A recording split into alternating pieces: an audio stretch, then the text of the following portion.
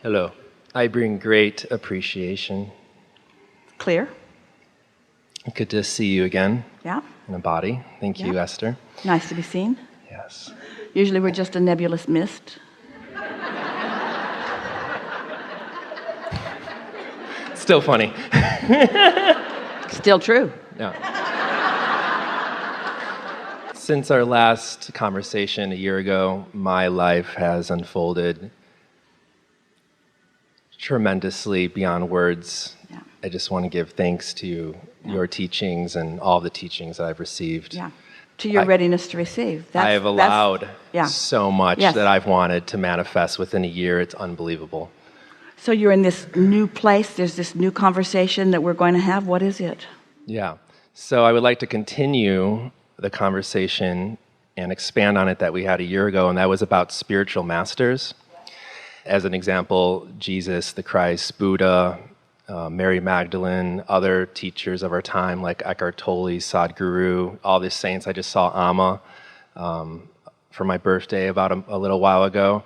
And my question is if we can talk more on what it is that these masters are living and doing to maintain their alignment with Source, that so many people, just by looking at a picture of them or feeling them, are able to feel their alignment and love in such an amazing way. Because my wife and I'm speaking for her as well, work with this. We call upon the Christ energy, your energy of Abraham on a daily basis because we're teachers and healers, and we're moving that through our body. And so this, I guess, is a question about unconditional alignment and love as well, for how do we maintain that more often.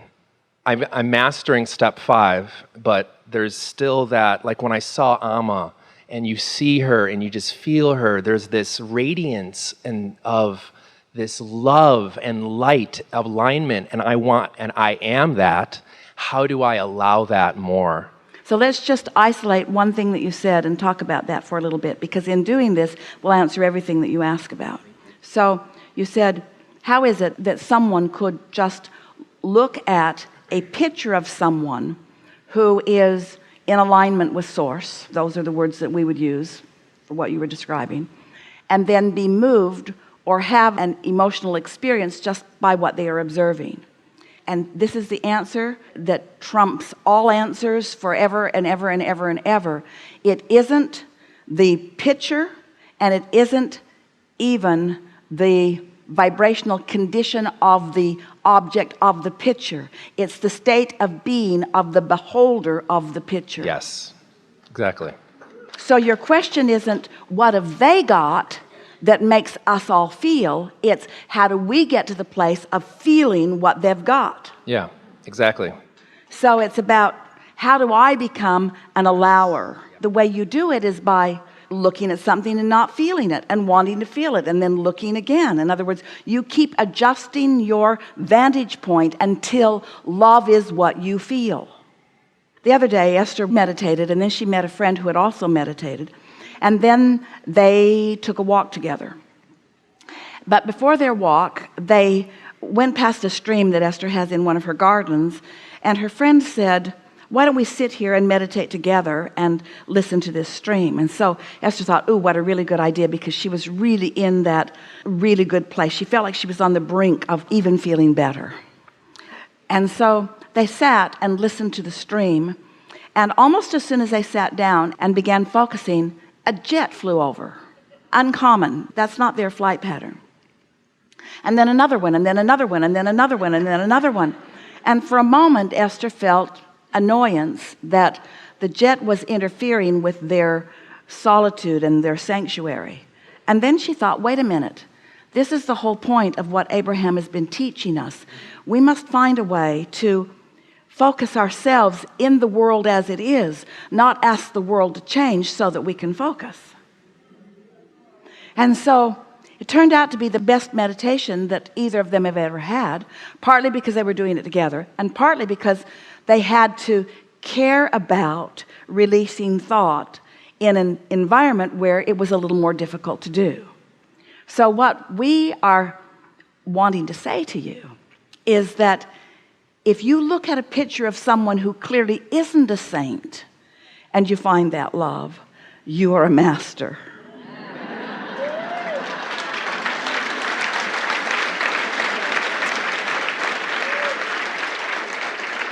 It's the ability to be it even in difficult times. That's what true mastery is. That was the question that we could feel coming also, is not just what is a master, but how does one become one? And it's just through practice. But at the basis of that practice must be, and we know you know this, you've got this, is the desire to feel what my inner being knows to be. In other words, you're just tuning yourself to the perspective of the source within you. Just like your source can't be dissuaded from it, you can't either. Esther said to us one day, some years ago, she was feeling bad, and she said, Abraham, I know that the reason I feel bad is because I've managed to think thoughts that have got me separated from you. So why don't you just come and think these thoughts with me for a little while? Because I can't manage to get to wherever you are. So just come and think with me. Why don't you bridge the gap for me? You lower your vibration to where I am, and I'll feel so much better because there won't be any separation. And she knew we weren't going to do that. She knows that source is free of resistance, and that she's got to let go of resistance and join source, not ask source to join her in a lower vibration. That's what it's all about, isn't it? Yeah. So is that really what these masters have done? Is it they're just working on that alignment, unconditional alignment? Their alignment is what they care about most. Some of them, Jesus, you talked about Jesus, as the story goes, withdrew from his environment and went away for a very long time and put himself in an environment where he could connect with that energy. And many of you are able to do that, but that's not mastery. Mastery is coming back into the world and still being able to maintain it. You can't need to keep running off to a cave somewhere. You got to be able to come out. Many religions, they meditate all day, every day. Well, we would far rather that you're in a state of appreciation than in a state of meditation, because in meditation there is a withdrawal for the purpose of allowing the vibration to rise. But once the vibration is there, then focus. This would be our process. Meditate, let the vibration rise, move into the world and see how far you can get before you plummet. And then meditate on Monday and let your vibration rise, and then go out into the world and see how far you can get. And when you discover it's that same guy every damn day that brings you down, avoid him.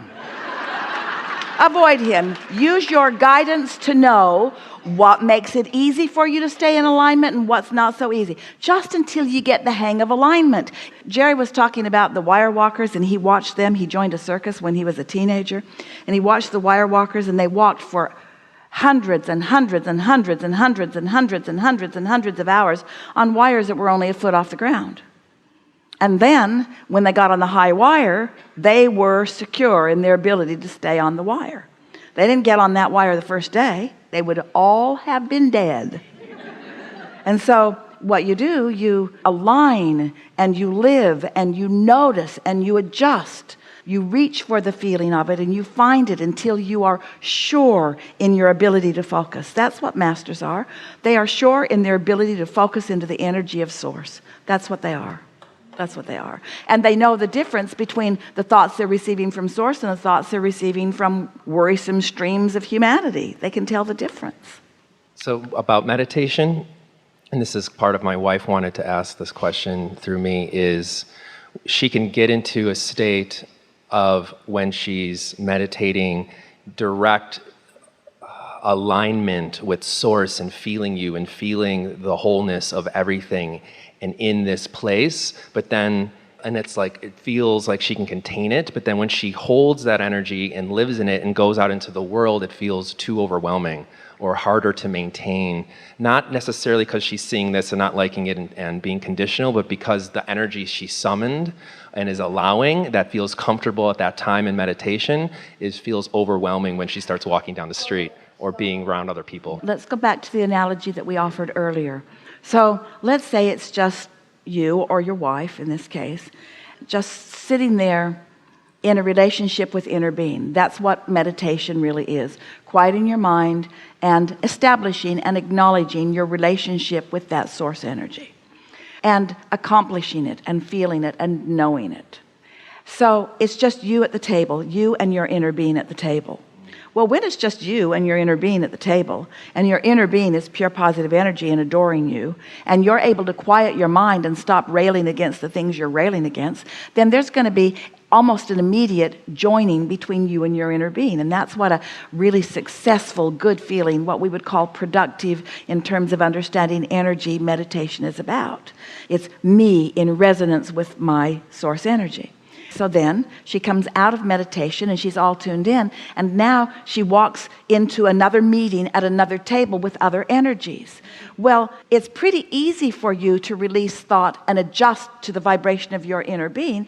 But now let's say you're at a table with a whole lot of people that are in varying degrees of alignment with energy, and much of the world is not in alignment with the energy at all. And so when you give your attention to where they are, without meaning to, you join them in the energy where they are, and you lose your connection.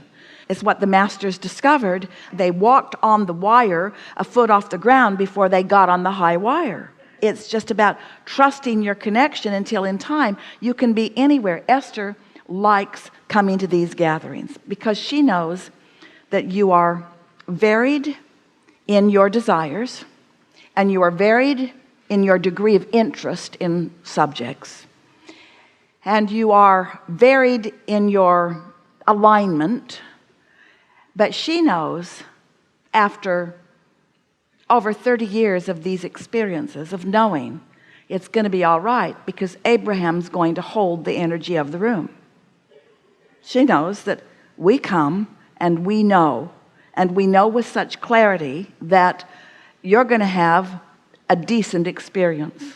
She knows that you're not all going to have the same experience, but she knows that nothing's going to go crazy in this room, because what Abraham brings to the room, what your inner being brings to the room, what source part of you brings to the room, is going to hold this in a good feeling, steady, productive, good for you, beneficial to you, life-giving experience.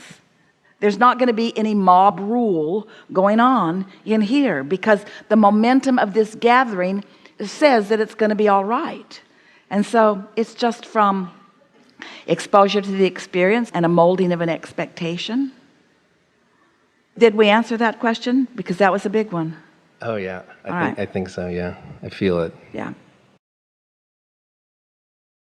Told me last time that I was comparing myself too much to other masters, and that's not relevant because this time space reality is different and I'm doing new things than what they were doing. But I use them as influence and motivation, and I do kind of find myself comparing myself to them, and then I notice that, and I'm able to just be like, okay, what am I doing right here and now? But if we could just, like that Amma, for instance, like when I looked into her eyes, I saw the same feeling that I feel with inside her. But how come she's able to touch so many people, or they see it more? Like I wanna help people and influence people and be the love and have people see that and feel that, not see it for me, but see it to help them move into a state of alignment just by looking at me. And how come she's able to do that so much? What you're touching on here with the question that you've come back to a time or two or three here, and this matters a lot. What you are uncovering here for all of us to contemplate is such an important thing. And it's interesting the way this all dovetails together, because you're saying, we'll stand in your human shoes and say this: I want such alignment with my source that I can maintain that alignment and therefore be of value wherever I am. That's what you're saying. So now, that felt good and sounded good and everything about that. There's a strong resonance, because that's what you all meant when you came. I'm going to connect with the source within me, and that's going to be my dominant relationship. And as I move with all of that empowerment and all of that leverage, I'm going to feel good and I'm going to be of value to ever. It's the ultimate uplifter's mantra. But then, for just a moment, you took your eye off the only thing you have control over, which is your relationship with your inner being, and you tried to evaluate the result that someone else was getting from you, in which you are powerless. Now you're focused upon their receiving of you. You can only focus upon what you are aligned with and therefore what you are radiating. And it is none of your business how they respond to you. And in the moment that you make their response to you your business, you lose your connection. So just be it. Yeah. Yeah. As humans, you are accustomed to measuring results all the time. I do this and what's the result, and I do this and what's the result, and I do this and what's the result. And we're not differing from that. We just want the result that you're reaching for to be the feeling of alignment, not some physical response from some other. Can you feel the difference? It's so big. In the moment that what they do or what they think about your alignment comes into question, then you're really not in the alignment that you seek to be in. Yeah, really good conversation. We think this is a really good time for a segment of refreshment.